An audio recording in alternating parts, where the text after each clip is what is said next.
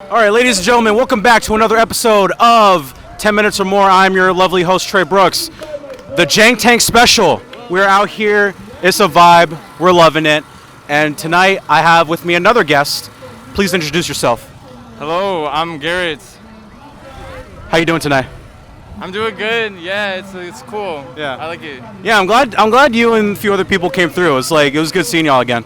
Yeah. We went to school together. Yep. And he graduated, so we're seeing each other again. But yeah, this is definitely a dope event. Yeah. It's cool. Yeah, it's definitely a vibe. I can feel the love, and I apologize to people who expect me to beat the bricks off of Kevin, but it's too nice. You know how when an event is just too nice, so you don't want to just as much as it'd be funny to ruin it, it's you don't. You gotta keep it going. You just look like an asshole for doing it. Yeah. So it's just as much as I would love to do that, it's Wait, what'd you do? No, so basically, Kevin and I were supposed to, at New Age Hood Wrestling on Instagram. We were supposed to have a paint fight. Cause we actually set up to where it's I called him out on Instagram. I was like, "Hey, yo, pull up, you punk bitch!" That type beat. And originally we were gonna do it, but it's too nice. It's too much of a vibe. So you did it? We didn't do it yet. Oh, okay. It's being postponed. Okay. So we're still doing it, but it's just not tonight. But you're gonna do it. Yes. Sure. Yes. Okay. Yeah. It'll I have. gotta see that. It'll have the proper CHUX production to it, so it'll be nice. It'll be way better. Canvas down? We're still deciding because originally we are just gonna get pool noodles, dip them in paint, and just beat each other with it. So we might still do it, or we might just get a canvas and just settle it like real artists do. Yeah. So there you go. Real artist. Yeah. So I just want to ask you a couple questions. I guess just starting with can you just describe your work, what mediums that you do, and just describe your practice. So primarily I'm a painter and illustrator. I like to work in surrealist concepts type shit, but also I recently got into printmaking, and I do performance art and pretty much dabble in a lot of shit. I just got into glass blowing, which is really cool. How's that? It's warm, it's really hot, but it's really fun. Yeah. It's so sick to do it. Yeah, glass blowing was something I was really curious about back when I was in school, but I never got the chance to do it. Can you describe the kind of just the process? Is it how is it different? So you have to gather the glass from the fire, whatever it's called. I don't know the terminology. Right. But then you get it it as best as you can describe it. Yeah, and there's a metal pole with a hole going through it, and you get the glass on one side and you kind of blow air into it. It makes the glass kind of bubble, and then you just spin it around and get the bubble symmetrical, spherical type. Right. You know what I mean? And it's actually hard as fuck, and so I'm still learning, but it's really cool to do because how many people can form molten glass? Sure, yeah. Yeah, it sounds wild. It's it looks wild when you see the process too. It's it's crazy. But can you, because you mentioned you also do performance, can you delve a bit more into that? What kind of performance do you do? So I would say that my artwork is primarily focused in trying to get people curious about what I'm doing and why I'm doing it. And often I find a good way to do that is something that's slightly disturbing but still is drawing your attention. And so I like to play on that kind of scary aspect to where you're kind of freaked out by it, but you want to get a closer look. You want to look more into it because I believe that line of what you're comfortable with and what you're uncomfortable with is essentially where you discover who you truly are. And I just want other people to push themselves to further limits so that we can all ascend. I know that sounds kind of bullshitty, but it's real. No, it doesn't sound like bullshit at all. I think I can resonate with that idea of when you see something, or it's you see something or you know something that's really it feels disgusting or it feels wrong, but there's a truth to it as well. Yeah, and usually that feeling is something that society's telling us oh, you shouldn't be curious about that, or you shouldn't look further into that. And I am there to question why shouldn't you be looking into things? Yeah. You know what I mean? So I feel like sometimes, like when it comes to art, it's like we often have a habit of beautifying like things that are disgusting. Which I mean, it's not inherently bad, but at the same time, it's like there is a bit of a misconception where it's like you're kind of taking something that's meant to be like disgusting, and it's like you're kind of elevating it to like this sort of standard of beauty. Which I mean, if that's your intention, that's all well and good. But I feel like sometimes we kind of get a bit too caught up in that, Absolutely. where it's like, and there's some beautiful things that are actually pretty like disgusting when you really like look at it for what it is. Yeah. Or Yeah. what it's representing or what it's trying to say. Yeah. And it ultimately circles back to like the whole cliche, but it's true though, where it's like beauty in the eye of the beholder, where it's like what is truly beautiful, like what makes something like Right. beautiful? Like is it like the aesthetic of it, or is it just like what's really going on, or like the truth to it? And do we think it's beautiful, or are other people telling us that that's what is beautiful? You know what I mean? Right, yeah, where it's like who gets to make that distinction or like that sort of call? That's actually interesting because I'm also an art historian, and like the basis of art, like since like the 1500s on, was just pretty much to create like beautiful things. You know, like creating something ugly or disturbing was like, why would you make that? Like art is only to be beautiful, and as it evolved, it really became something so much beyond just like what people find beautiful, and it's more what people can relate to. Yeah, absolutely. It's like I think that's more like that's makes more sense. Like what can you relate to versus like what something that's just aesthetically pleasing kind of thing.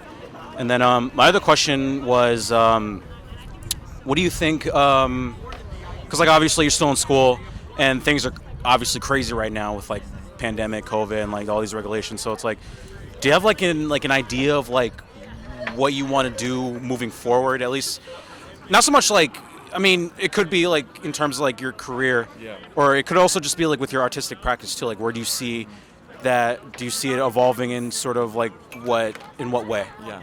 I mean, I think as an artist, it's really important to be like in artistic hubs, you know, where you can network and like meet people, and you know, like as an artist, like all you have is your name and your work, you know what I mean? And if you're not pushing yourself out there, then no one's going to push yourself to do that, you know what I mean? So I think primarily I would like, my focus is to move to a city, like a more populated area where I can kind of like reach out and like experience more of like the urban like lifestyle.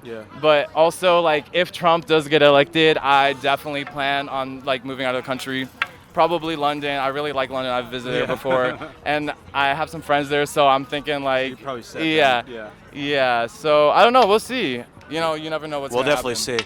see. And I definitely 100% agree with you about sort of the community aspect too. It's like we all have to stick together kind of thing, especially like for artists, because like it's tough. Exactly. Which is why I appreciate you and a few other people at school like creating like the U Heart creatives, or what was it again? It's called Just Creatives. It's an artist collective of the local artists on campus, but also off campus as well. Yeah, can you speak more on that? Like sort of like how it formulated, and where do you see like the group going? Like, do you see the group expanding like outside of school, like once y'all kind of leave? Well, definitely.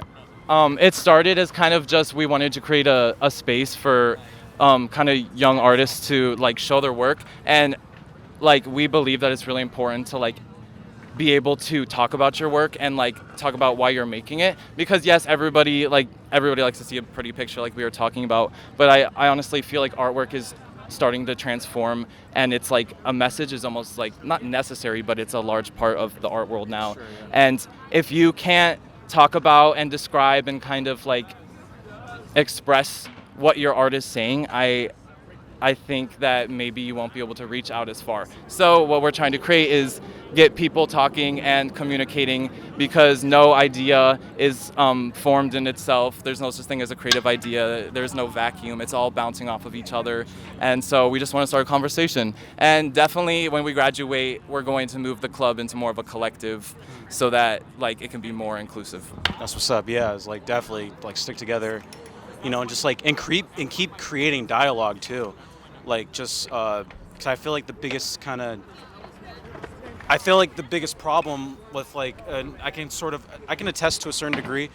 I think just like leaving art school is that a lot of the times it's like when you leave, it's like you're kind of you kind of dump down the open where it's like you don't really know which way to go, and it's like I feel like, and I truly believe in like sort of sticking to like your group, like your people, and just like like keep having those conversations, keep as much as best you can, just like reconnect and just like have like art talks and like talk about your work, like even if you're not making work, just like still talking about it and actually being invested, because that's how you kind of get momentum, and that's how you kind of exactly. And there was like nothing that kind of existed like that before, and sometimes it takes like that one person to just like step up and like get people to listen to what they have to say, and the people that are like, yeah, you're right, like let me get in on that, I want to be in on that conversation, like that's where the real magic happens. Like that's really, like that's where it all begins, and like that's where I really do feel like that's where kind of like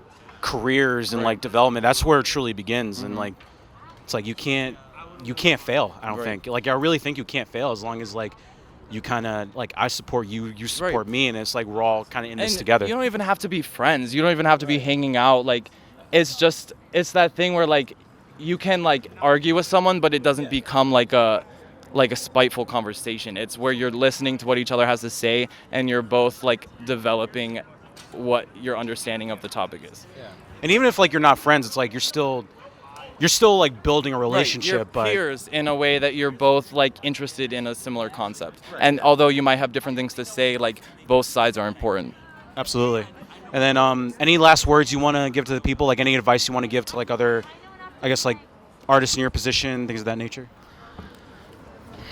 I would say one of the struggles I have as an artist is waiting for those like waves of creativity to come, because I've been creating my whole life, and like I just go between months and years, and not years, but you know what I mean, like creative like roadblocks to where you just feel like you're not working at your highest level.